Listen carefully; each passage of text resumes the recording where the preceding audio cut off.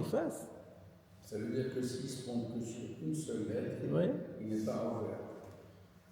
S'il se trompe sur une seule lettre et qu'il efface qu'une seule lettre, alors c'est Khatsi Shiur. Et donc ça veut dire quoi? Il n'est pas ouvert, c'est pas, comme vous dites, ouvert, c'est pas que. D'ailleurs, les questions des shiurim, on n'a pas encore. Qu'est-ce que c'est quoi le shiur? C'est quoi la notion de shiur? Et si on fait moins que le shiur, alors c'est permis? Alors c'est une marloquette dans la Gemara. Rabbi Yochanan Resh Lakish, l'alacha comme Rabbi Yochanan, Khatsi Shiur asur min Torah. Non, ne croyez pas que c'est permis. Alors c'est quoi alors? Alors c'est quoi le shiur? On n'est pas chayav. On n'encourt pas de sanctions. Pas de korban khatat, pas karet. Pas ce qu'il a. Mais Assour, ça reste Assour. Et pas seulement Midrabanan, mais même d'Oraïta. La première Shlakish, c'était Midrabanan. La Lacha n'est pas comme ça. Ça, c'est une question générale, bien au-delà du Shabbat. Tous les Shiurim, c'est comme ça. Voilà, on approche de la fin. À Maké Bepatish. Ah, j'ai sauté. Pardon. Amochabé va m'avir. Amochabé va m'avir. Celui qui éteint un feu, il fait une melacha. Et celui qui allume un feu, c'est aussi une melacha. C'est marrant parce qu'on inverse le créer et le déconstruire. Dans les séries, on invoque d'abord ce qui est créé, puis ensuite ce qui est éliminé, détruit. Je formulerai votre question est très bonne, mais je la formulerai de manière encore plus percutante. C'est que la chronologie n'est pas respectée. Vous ne pouvez pas éteindre si vous n'avez pas allumé. C'est encore plus fort, non? Et cette question, elle est bien entendu soulevée.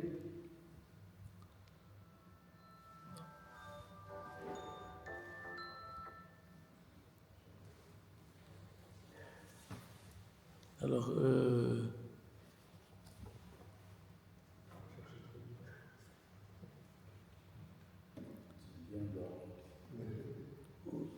on va en parler.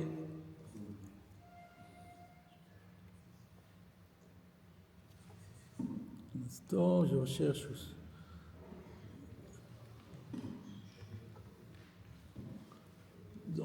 Enfin, je me rappelle de toute façon. La question sera soulevée par Tosfot. La question que l'on soulève ici de l'ordre, elle va être soulevée par Tosfot juste au verset de la page, donc on la met en mémoire. Mais c'est une bonne question. Ensuite, il y a Rashi, merci. Mechabé ou Mavir, Rashi va se poser quand est-ce que c'était nécessaire. Be'esh, Shetachat Adoud, Shel Samemanim. Eh bien, c'est le feu que l'on allumait sous la marmite qui contenait les ingrédients des teintures. Voilà.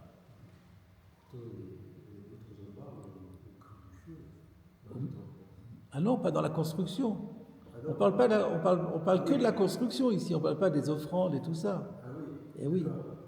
Eh oui, c'est pas le fonctionnement, exactement. Il y a la construction, il y a le budget construction, il y a le budget fonctionnement. Là, on ne parle pas que de la construction. Encore 2 minutes? Ah oui, on a commencé plus tard. Ah oui, c'est facile, là, ça sera la nuit. D'accord? Alors, on continue. Maké Bepatish. C'est bizarre, ça, Maké Bepatish. Il donne un coup de marteau. Quoi? Donner un coup de marteau. Votre niveau de batterie est faible. C'est sur un autre, ici ou laquelle? Celui-là.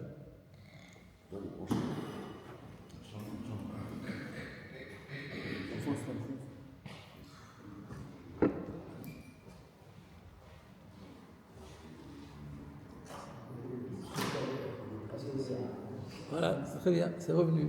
C'est des prises qui sont. Pardon?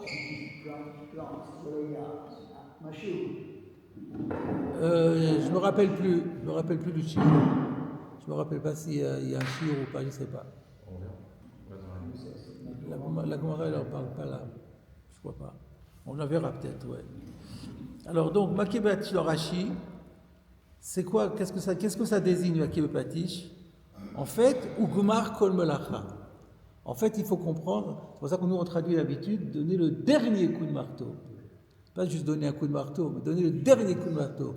Le maké pati, c'est ce qui sanctionne la fin de n'importe quel travail. Sheken Uman, maké bekournas à la seden, l'achliko bigmar melacha. Parce que l'artisan a l'habitude de donner un coup de marteau. Kournas, c'est le marteau. Donc, il frappe avec son marteau à la sédène, sur l'enclume. Quel intérêt? L'achliko, pour rendre plus lisse le marteau. Il ne faut pas que le marteau lui-même, il ait des aspérités. Parce qu'au fur et à mesure qu'on l'utilise, ça crée des aspérités. Et si ça crée des aspérités, après, quand on travaille, parce que les marteaux servaient aussi à travailler l'or et les métaux précieux.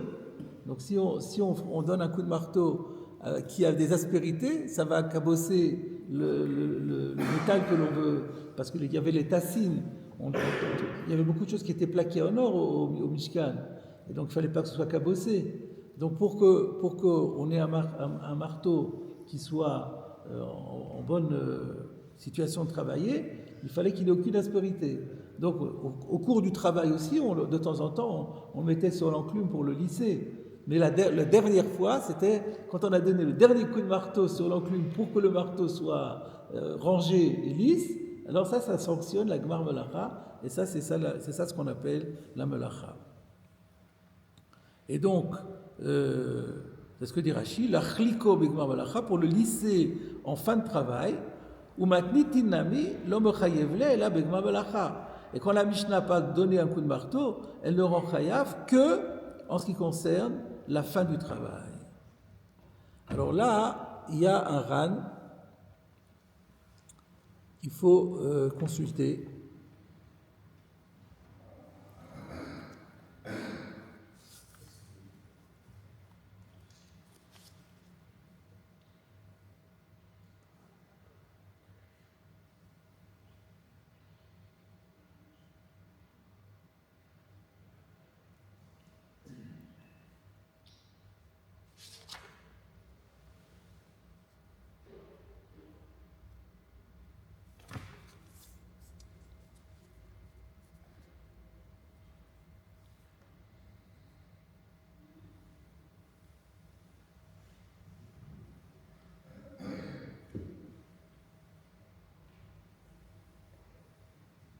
Ici.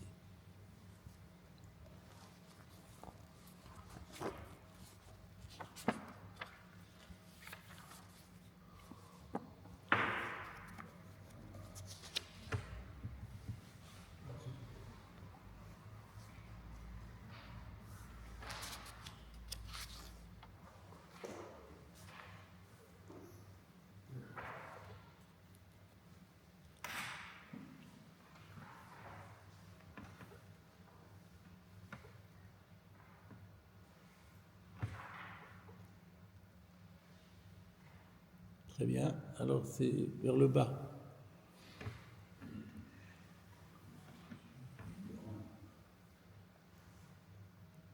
Très bien. Abonné. Amaki Bepatish. Bravo. Vous avez Perash Rashi, Zichrono Livracha, Mishum Gmar Melacha. Rashi a expliqué qu'il s'agit de la fin du travail. Sheken Aouman, Maki à la Seden, Beshat Gmar Melacha.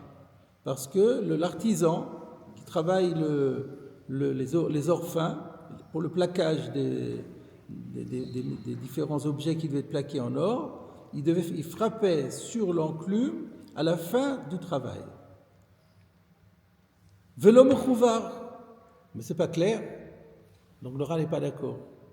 Pourquoi? Dab perek abonné, plus loin, dans le chapitre qui commence par les mots abonné, donc sur la malacha de construire, d'afkouf bet amoud bet, tenan, la Mishnah enseigne, amesatet, celui qui polit la pierre, va maké bepatish, et celui qui frappe avec le marteau, va Allah que tani sefa.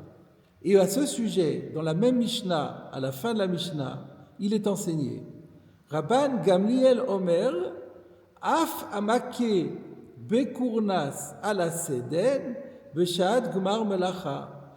Il rajoute, il dit, pas seulement maké bepatish, mais aussi celui qui frappe avec son marteau sur l'enclume, au moment où il termine le travail. Donc ça ne peut pas être la même chose. C'est ce qu'il dit. Alma de la vainu maké bepatish.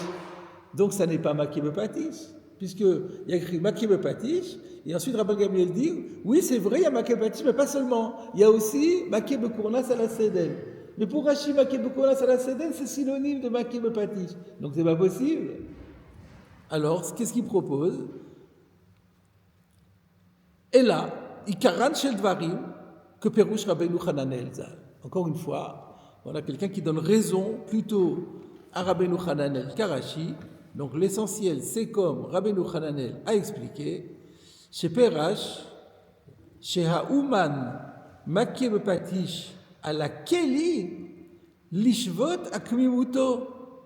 Donc c'est pas le dernier coup de marteau sur le marteau pour arranger le marteau, c'est sur l'objet qu'on travaille. L'objet qu'on travaille, il peut être aussi un petit peu cabossé ou quoi. Donc c'est ce qu'on appelle les finitions. On tape un dernier coup de marteau pour que ce soit impeccable. Ça peut être sur la keli, sur l'objet, les hashvot al kimuto pour gommer les aspérités, v'chen à la even. Ou alors, ça peut être sur une pierre, chez Babinyan, qui se trouve dans l'édifice, la shvota le chavrotea, pour la mettre au même niveau exactement que les voisines. Si elle ressort ou elle ressort un peu plus que les autres, on donne un petit coup de marteau et ça se retrouve au même niveau. Dans tel cas, bien qu'en soit, il n'a pas fait une melacha, il a juste donné un petit coup de marteau, mais chayev ba, mishum gvar melacha. Donc c'est quoi la marloquette?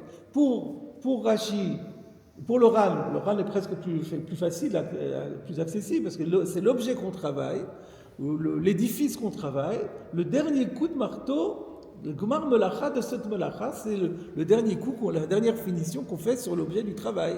Alors que pour Rashi, c'est une fois qu'on a fini sur l'objet lui-même, il y a un dernier coup de marteau pour arranger le marteau. Alors, donc. C'est ce qu'on a toujours eu en tête, c'était par rapport à. Comme le Ran. Et pas comme Rashi. Pas par rapport au marteau. Ouais. Alors là, on va faire la toute petite pause. On va se poser la question, c'est bien pour le suspense, mais Rashi, il faut bien répondre Rashi quand même. Là Rabbeinu Hananel et le Ran ont l'air d'avoir 100% raison. Et comment est-ce que Rashi va faire avec la question de la Mishnah? Qu'est-ce que ça apporte au niveau